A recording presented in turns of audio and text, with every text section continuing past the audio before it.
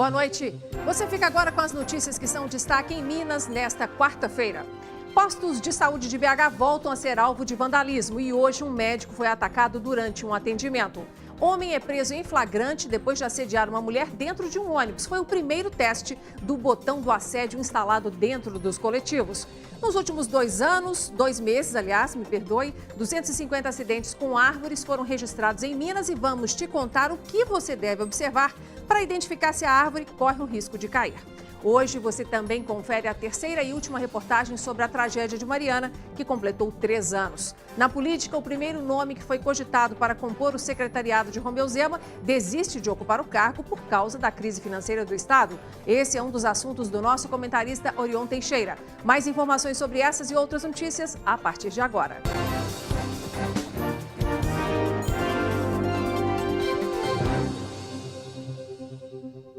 Em menos de uma semana, 2 centros de saúde foram arrombados na região norte de BH. Na madrugada de hoje, criminosos invadiram o posto Jaqueline 1 e roubaram uma televisão. O atendimento foi suspenso. No fim de semana, os bandidos invadiram o centro de saúde Jaqueline 2 e roubaram computadores.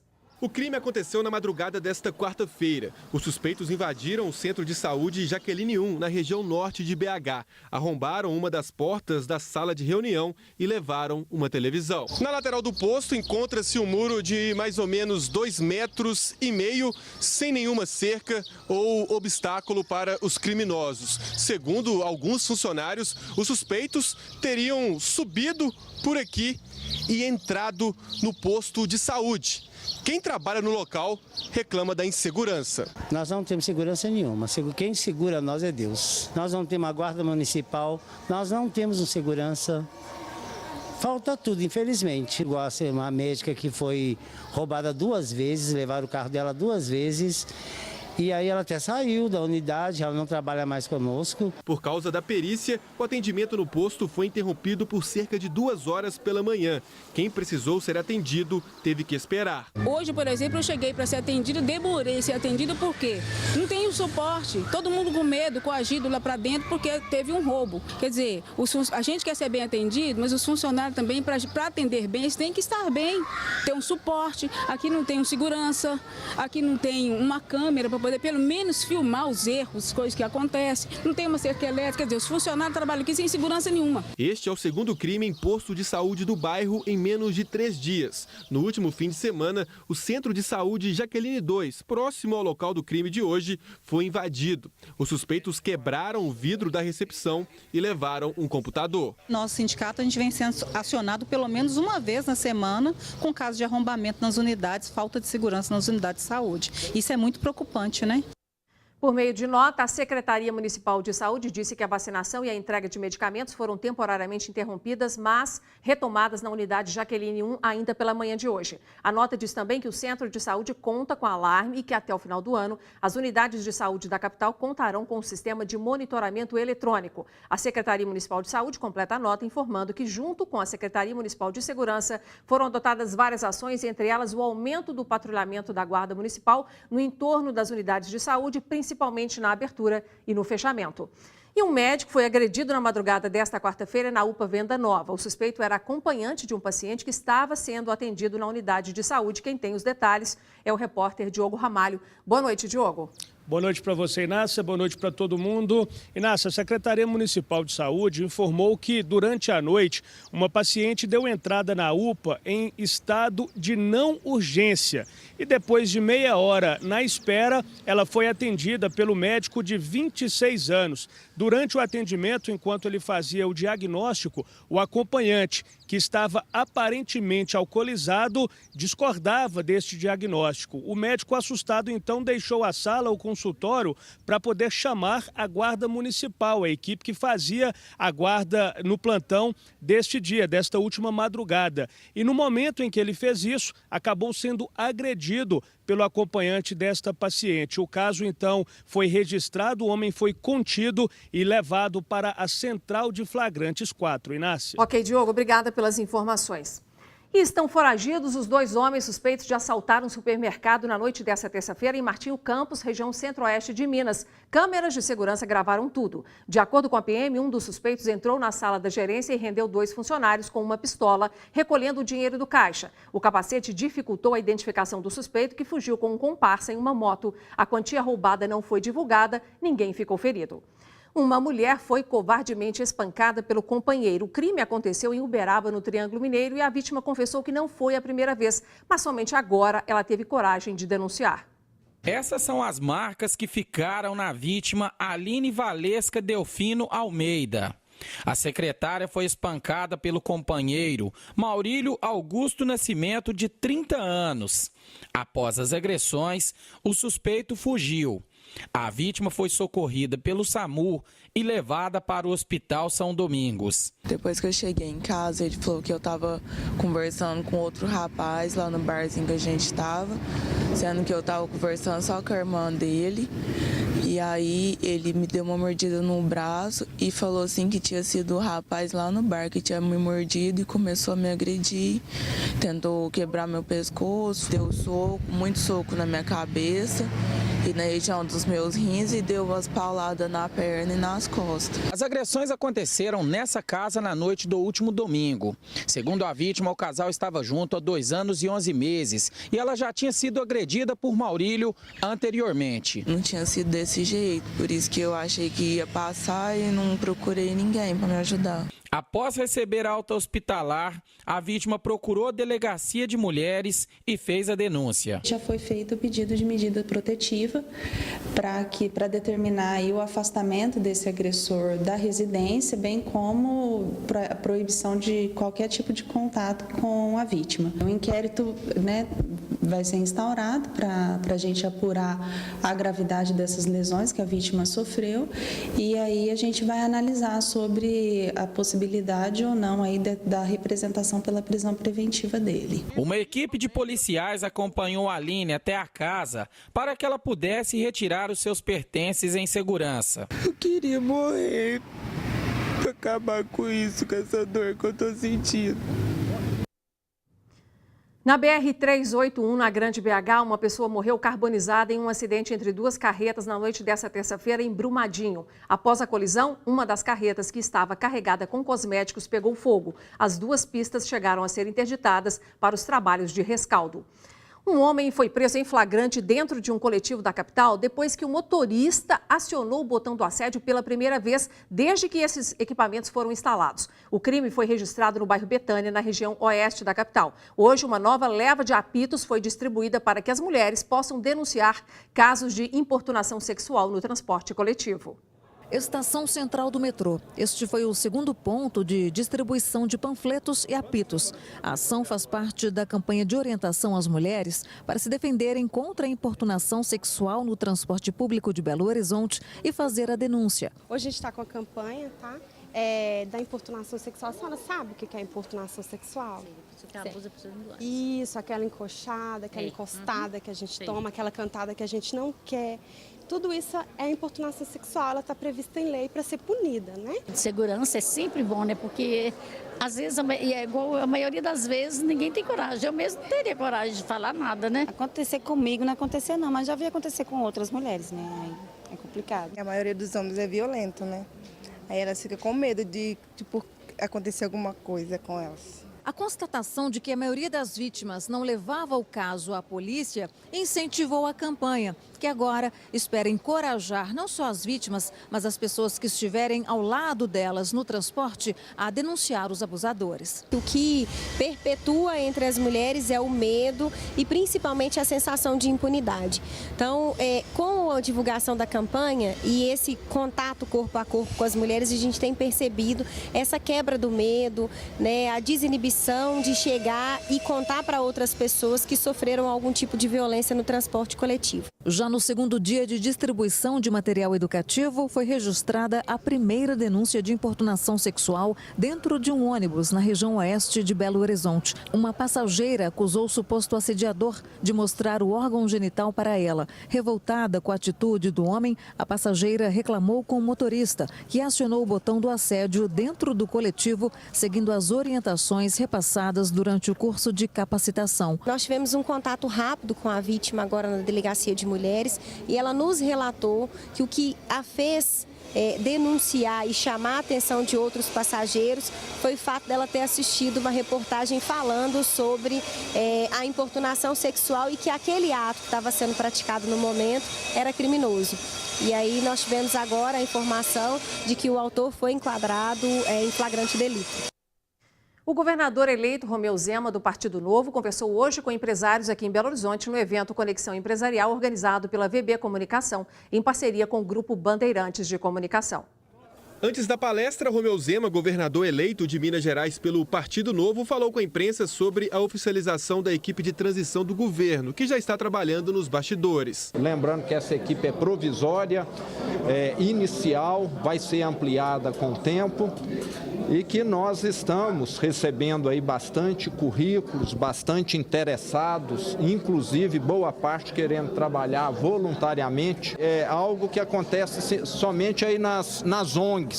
As pessoas se voluntariarem para estar ajudando, contribuindo e não querendo entrar lá por algum interesse. O Conexão Empresarial promove um encontro de nomes de relevância da economia e política do país com empresários mineiros. Romeu Zema aproveitou a oportunidade para falar de investimentos para incentivar as empresas no estado. Eu posso citar que várias empresas saíram de Minas por questões tributárias. E nós mesmos estamos analisando se alguns aumentos de impostos não causaram queda na arrecadação. Vou estar entrando em contato, principalmente com algumas que eu sei da Zona da Mata e Triângulo Mineiro, que levaram a operação embora, para nós avaliarmos o que é possível o Estado fazer no sentido de podermos rever essa posição que foi tomada aí há alguns anos e que levou vários milhares de empregos para além das fronteiras de Minas Gerais. E continuamos a falar de política. Nosso comentarista Orion Teixeira já está conosco para analisar as últimas notícias. Boa noite, Orion. Boa noite, Inácia. Boa noite a todos. Então vamos ao nosso primeiro assunto, que é sobre o pedido de socorro que os prefeitos mineiros fizeram ontem ao Tribunal de Justiça de Minas Gerais. Cerca de 30 prefeitos estiveram em Belo Horizonte ontem para pedir que a Justiça Estadual tenha mais rapidez no julgamento dos recursos do governo de Minas relacionados ao pagamento das dívidas que já passam de 9 bilhões de reais. Orion, o Tribunal de Justiça não tem condições de ajudar diretamente os municípios nessa causa. E eu te faço uma outra pergunta, né? O governador Fernando Pimentel tem alguma chance de, antes de acabar o mandato, pagar esses 9 bilhões? É quase certo, né? Que esse abacaxi será descascado pelo futuro governador Romeu Zema. É muito dinheiro, como você mesma disse, 9 bilhões e 400 milhões de reais, segundo a assessoria dos municípios mineiros aí. Os prefeitos foram ao Tribunal de Justiça e ouviram do presidente Nelson Messias de Moraes o seguinte: o judiciário pode ajudar a julgar os recursos, mas decisões judiciais não significam dinheiro no caixa. O que Zema poderá fazer a partir do ano que vem é repassar em dia esses recursos dos municípios, mas os atrasados serão pagos escalonadamente. Ou seja, a gente vai ter que acompanhar para ver quando isso vai acontecer. Bom, e o governador eleito Romeu Zema, do Partido Novo, já disse que primeiramente vai colocar em dia os salários atrasados dos servidores estaduais e, em segundo lugar, vai pagar os municípios. Agora, de onde que vai vir o dinheiro para as duas coisas, hein, Orion? Esse dinheiro vem da renegociação da dívida de Minas com a União. Eu conversei com o coordenador da transição, o vereador Matheus Simões, e ele disse que em 18 meses o futuro governo colocará em dia as contas de Minas Gerais. Por meio dessa renegociação da dívida, Minas terá uma economia de 5 bilhões de reais por ano, 7,5 bilhões por 18 meses. Este dinheiro será prioritariamente usado para normalizar o pagamento dos servidores. A respeito da dívida, é bom que se diga que a adesão ela vai implicar uma contrapartida de congelamento de salários, congelamento de concursos e também venda de algum estatal. Ou seja, outro pipinão para ser aí resolvido pelo novo governador eleito, né? E a gente ainda falando sobre o governador eleito Romeu Zema, do Partido Novo, ele disse que vai morar perto ali da cidade administrativa e que irá de carro trabalhar, fazendo um contraponto a governadores que deram preferência ao helicóptero para se deslocar para o gabinete. Orion, você acha que Zema vai manter os prédios da cidade administrativa do jeito que estão hoje, como idealizou Aécio Neves, ou vai pensar também numa venda de imóveis, como cogitou o governador Fernando Pimentel? Não, Inácio, ele vai manter a cidade administrativa, onde irá despachar, e será mais fácil para reunir os 12 secretários, já que ele vai cortar 9 secretarias. Então, 12 secretários e assessores, será mais fácil reunir todos na cidade administrativa. Ele vai, sim, desativar os outros 2 palácios. Tá certo. Mais um assunto para a gente tratar com o Orion hoje, que é o seguinte: o decreto que oficializa a nomeação dos 5 integrantes da Comissão de Transição do Governo Eleito de Minas foi publicado hoje no Diário Oficial do Estado, 10 dias após o fim das eleições. Orion, na segunda-feira, o governador eleito, o Romeu Zema, esteve conosco aqui e eu perguntei para ele se ele já tinha recebido algum contato pós-fim das eleições do governador Fernando Pimentel e ele disse que não. E eu pergunto para você, essa falta de entrosamento e até de receptividade torna mais difícil esse processo de transição se você comparar com outros que já aconteceram em Minas? Inácio, é natural essa descontinuidade do grupo quando ele perde a eleição e vem outro grupo de oposição. É natural essa descontinuidade aí, digamos, esse princípio de má vontade, essa burocratização. Mas é obrigatório, por lei, que o governo atual repasse os dados, as informações necessárias para o futuro governo. Então, essa transição tem que ser pacífica e bem feita para o sucesso da nova gestão. A conferir, né? Bom, gente, o primeiro nome que foi cogitado para compor o secretariado de Romeu Zema na pasta da Educação, o empresário Renato Feder, desistiu de ocupar o cargo. Segundo a assessoria de Romeu Zema, o motivo foi a situação financeira do Estado. Orion, mau começo para a montagem da equipe, né? Na verdade, é o segundo nome já que recusa um cargo no governo. O primeiro foi de Gustavo Franco, ex-presidente do Banco Central, para a Secretaria da Fazenda. O fato é que essa condição de não receber salários desanima, desestimula o secretário de participar e integrar a equipe do governo. Para o governador eleito Romeu Zema, isso significa pressão para que os secretários tenham mais eficiência para tirar rápido Minas do vermelho. Tá certo, e o nosso último assunto desse giro de notícias é sobre os deputados estaduais que conseguiram se reeleger. Eles já estão tentando organizar o comando da Assembleia para a próxima legislatura. O deputado Agostinho Patrus, do PV, é um dos nomes mais bem cotados para assumir a presidência da casa. Orion, o PT acabou ficando aí para a próxima legislatura com a maior bancada. Ele não vai tentar a presidência? Não, porque ele é de oposição. E a tradição na Assembleia é que o presidente da casa seja da base de apoio parlamentar do governador eleito. Então, a tendência facilita aí o nome de Agostinho Patrus, que ele aderiu, o partido dele, o PV, aderiu à candidatura Zema no segundo turno. E ele tem muito bom trânsito também junto aos outros partidos para formar aí uma base de apoio e dar a governabilidade que Romeu Zema procura. Tá certo, e que a gente precisa para andar com as coisas aqui no Estado. Obrigada, Orion, até semana que vem. Boa noite. E você vai ver a seguir, acidentes com quedas de árvores podem ser evitados com a ajuda da população, que pode avaliar os riscos e chamar a prefeitura.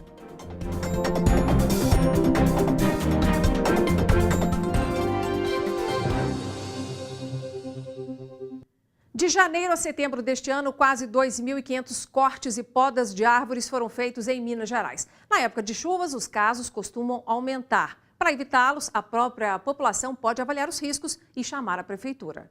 Ruas e avenidas tomadas pela enxurrada, carros arrastados. Em Belo Horizonte são mais de 80 pontos de risco de alagamento.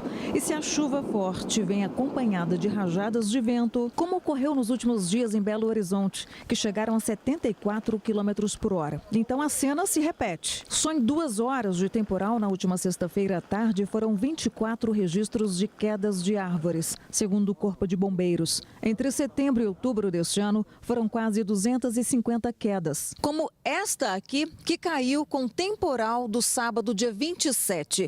Thierry estava em casa e foi um susto, né, Thierry? Sem dúvida. Por volta das 14h15, estava dentro da minha residência, eu vi a árvore assim balançando e eu já pensei que poderia cair. Como de fato ela caiu para dentro da minha residência. A árvore atingiu o gradil de vidro da casa. O acesso ficou interditado. Os bombeiros foram acionados para a retirada dos galhos e tronco. Segundo o morador, a árvore, que há mais de 15 anos estava aqui com quase 10 metros de altura, chegou a ser avaliada há cerca de 2 meses e não apresentava sinais de risco de queda. Apesar do susto, ninguém ficou ferido. Thierry estava sozinho em casa na hora do temporal. Mas como tentar evitar que situações como essa aconteçam? Se caso for verificado uma situação de apodrecimento do tronco, presença de grandes cavidades, uma inclinação acentuada, né, dessa árvore, se ela está pendendo muito para um determinado lado, se houve escavação da raiz, se a raiz foi danificada, então é importante que ela acione uma equipe do Corpo de Bombeiros para que a gente possa vir fazer essa avaliação. Então o bombeiro só vai realizar a intervenção em árvores com risco iminente de queda ou já caídas em vias obstruindo a via pública ou inclinadas sobre muros, sobre residências, e aí o bombeiro vai atuar. A avaliação detalhada é feita por engenheiros ambientais da Prefeitura e técnicos da CEMIG quanto ao contato com cabos de energia. Thierry ficou agradecido em relação ao trabalho dos bombeiros. O que ele questiona agora é a dificuldade de ser atendido para a limpeza total do passeio e da rua, responsabilidade da Prefeitura. Por 2 vezes, por meio do telefone 156 da PBH, ele fez o pedido e, para surpresa dele, ao ligar pela 3ª vez, teve o mesmo retorno da vez anterior. Hoje eu recebi novamente comunicado que o serviço foi devidamente executado. Portanto, ele não foi. O que acontece? Eu tive que abrir uma 3ª solicitação para que, de fato, esse serviço seja realizado na sua totalidade. Porque isso eu não chamo de limpeza urbana. Muito menos que foi deixado na casa do meu vizinho. A Sudecap nos informou que no dia 31 de outubro houve um recolhimento parcial dos galhos da árvore na casa do Thierry e que o restante do serviço já foi realizado. E para solicitar então na sua casa uma poda ou supressão de árvore, você deve acessar o site pbh.gov.br/saque ou então pode ligar para o telefone 156. E a seguir tem a última reportagem da série especial sobre os 3 anos da tragédia de Mariana. Você vai ver o novo distrito de Bento Rodrigues. Ele irá reproduzir as características do antigo soterrado pela lama.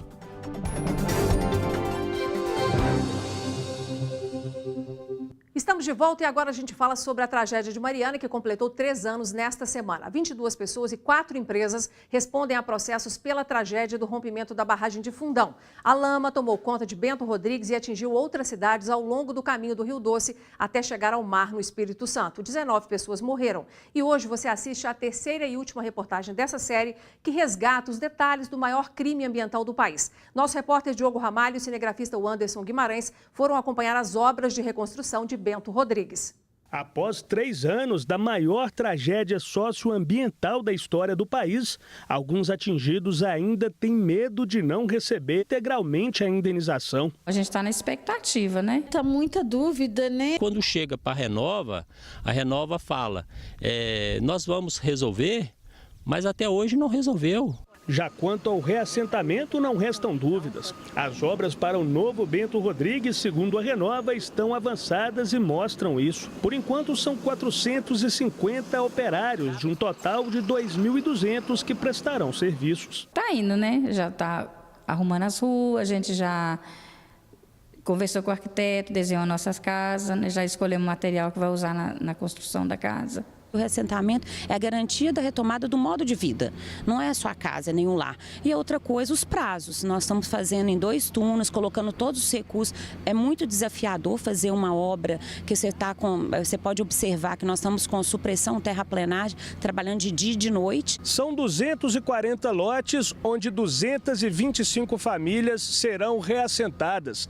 O prazo de conclusão das obras é de daqui a mais ou menos 2 anos. Um fato curioso é que além de cada atingido poder escolher os moldes como quer sua casa, os que eram vizinhos lá em Bento Rodrigues soterrado continuarão sendo vizinhos aqui. Eles lembram muito isso. Olha, quando eu saía da porta da minha casa, eu vi o açougue que tinha um jardinzinho na frente. Então nós tentamos recuperar isso, resgatar isso e adequar isso também a uma construção de uma legislação necessária. Seu José, mais conhecido como Zezinho do Bento, é um dos atingidos e faz questão de que tudo saia exatamente igual ao que era antes, no que podemos chamar de antigo Bento Rodrigues, porque aqui para os atingidos nada de novo Bento Rodrigues. Toda a nossa comunidade não quer que fale novo Bento, nós quer que fala Bento. Nós não temos aquele Bento que nós tínhamos no coração e tem no coração e vai continuar. Mas aqui nós queremos, não é novo Bento, é Bento Rodrigues. Nós temos o direito e o dever de exigir aquilo que é de nosso direito. Nossos direitos são esses. O tamanho mínimo são 75 metros quadrados. Então, se uma família tinha 100 metros quadrados, ela parte para conversar com o arquiteto com o programa da casa a partir de 100 metros quadrados, mais 20 metros quadrados, que é uma diretriz que foi acordada junto ao Ministério Público. E além disso, tem famílias que têm alguma necessidade especial para locomoção, né? Aí a casa também é adequada às necessidades. De acordo com a Renova, a Samarco repassará para a Fundação quase 4,5 bilhões de reais até o fim deste ano. De 2019 a 2021, as contribuições anuais serão definidas de acordo com a execução anual prevista nos projetos. Também serão disponibilizados 500 milhões para obras de saneamento básico, que serão realizadas pelas prefeituras impactadas até o fim de 2018. O sonho de quem até hoje convive com as duras lembranças e a saudade é que realmente aquele 5 de novembro de 2015 fique para trás. Uma nova vida, uma nova adaptação. Então vai depender muito. Muitos falam que a gente vai ter até melhor do que tinha. Ver se a gente consegue voltar àquela vida que era. Não é fácil não, que a gente não vai esquecer nunca daquilo que a gente tinha. A gente não queria isso. O melhor que eu tinha em Bento era o meu sossego, minha tranquilidade.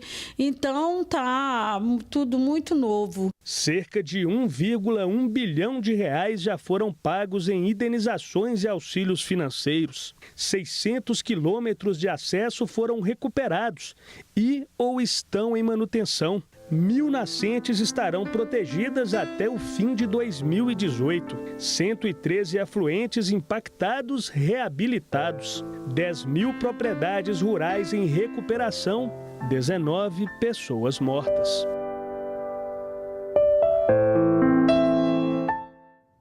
Que a gente nunca se esqueça dessa tragédia e aprenda com ela, né? E agora eu te faço um convite. Sábado é dia de Band Cidadania, o evento que leva entretenimento e prestação de serviços à população, que será realizado na Praça da Glória, no bairro Eldorado, em Contagem, de 9 da manhã a 1 da tarde. Na programação tem aulas de zumba e ginástica funcional e ainda tenda da saúde com exames de vista e de pressão, palestras sobre nutrição e higiene bucal, maquiagem e corte de cabelo, além de orientação jurídica e ainda um espaço kids com pintura facial e a presença dos doutores da alegria, tudo de graça, não perca. Ficamos por aqui, obrigada pela sua atenção e até amanhã.